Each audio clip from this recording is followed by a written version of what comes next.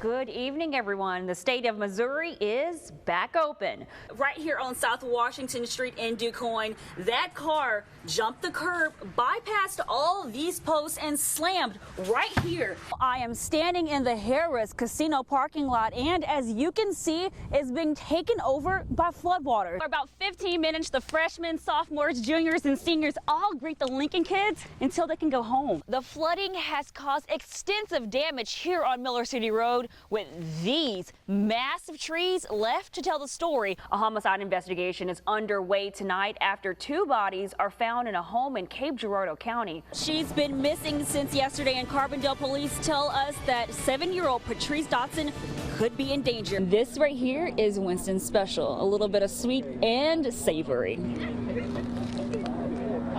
School buses pass right here along Division Street, but due to roadblocks like this, these tractors are way bigger than they appear on the road. As you can see, I'm 5'6", and this wheel is taller than me. Then you enter your name,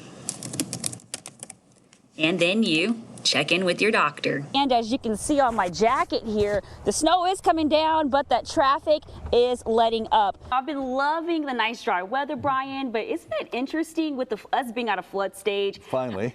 Finally, right? Out of flood stage, that people are actually in need of rain in some areas right now, right? Good evening, everyone. The state of Missouri is back open. Phase 1 of Governor Mike Parson's economic recovery plan expired last night, and under Phase 2, there are no restrictions from the state on businesses. Previous measures limited the number of people allowed inside a business and required restaurants to space tables at least 6 feet apart.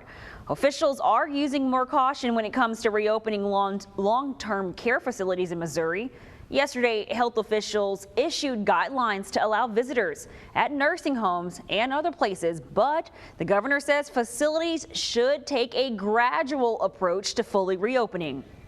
I know this has been extremely hard on Missourians in facilities and their loved ones, and we are committed to partnering with long-term care facilities and local health authorities to reopen safely.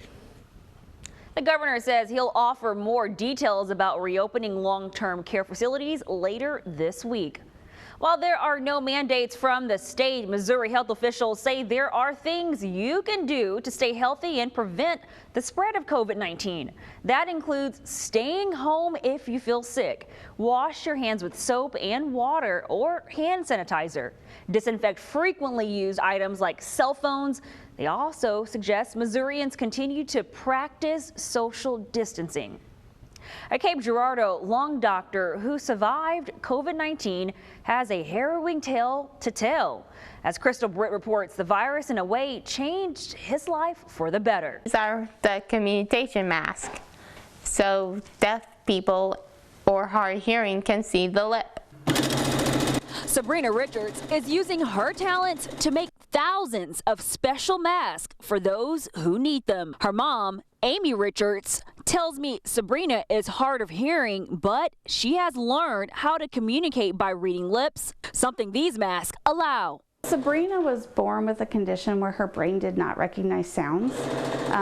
It has developed over time. Different parts of her brain have activated. Sabrina and her mom send out donations of her special mask every day, reaching more than 28 states. Quite more than 2,000, I think. It's been my dream for a while since my junior high school. A dream to be a fashion designer mixed with a need from her friends. I am beyond proud of her. I'm like, she has done an amazing job sticking with this. Turning her strengths into a useful opportunity. She's taken her skills that she can do and, her strengths, and she has just taken advantage of them. It's not disabilities, it's different abilities. Sabrina hopes to continue to bring solutions to those in need. To help people and to get my name out there, and I also want to so people can help each other. Live local now, Brittany Jacob, Heartland News. Any more comments?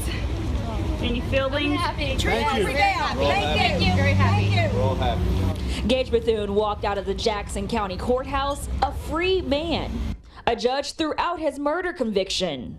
Defense attorney Steve Greenberg is optimistic a second trial will end with a not guilty verdict. We had someone who we feel did not commit first-degree murder, should not have been found guilty, and now we're going to get a chance to redo the trial. We're going to get a chance to do it right. Bethune's defense argued the grand jury indictment was fundamentally flawed. And the judge agreed, saying the indictment, quote, could have been drafted with better words. Still, Special Prosecutor David Robinson says he was surprised by the judge's decision.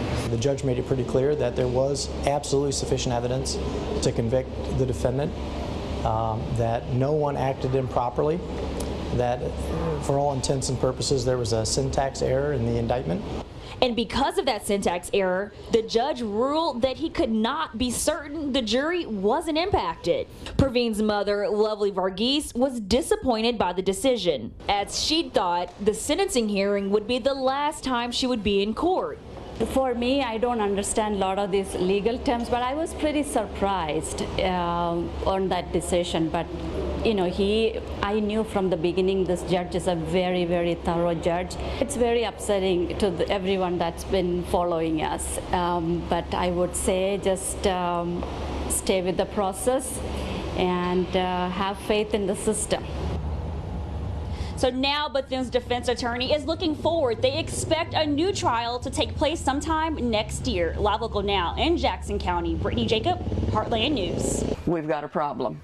Those are the words uttered by Judy Scott to chaperones and Sessaviller students on a school bus trip back from a math competition last Saturday. No power steering, I had no brakes. The only thing that I had was my emergency brake. Every day for 43 years, Miss Judy's driven students across Southern Illinois. But that Saturday, something happened that she's never experienced before. When I hit that bump, I lost everything. I lost all power. And then I just had to coast, you know, because that was the only thing I could do. In a new 2019 school bus, Miss Judy had to calmly go from 67 miles per hour to a safe stop on Interstate 57. My first instinct was to get us off of the road, you know, onto the shoulder. There were 24 kids and 2 chaperones on this bus, and one of them shares what they remember. We started going off the road, and at first I thought, you know, oh, we're just hitting the grooves a little bit, and then we kept riding, you know, on the grooves, so the bus was kind of, you know, bumping, and I just thought, oh, maybe it's a flat tire. Professionalism and training and experience that she has, they went a long way. She did an excellent job. She went above and beyond. We're just very fortunate that it was only a minor inconvenience, not some major tragedy. I said I wasn't the only, my hands weren't the only one that was on this wheel. Live Local Now, Brittany Jacob, Heartland News.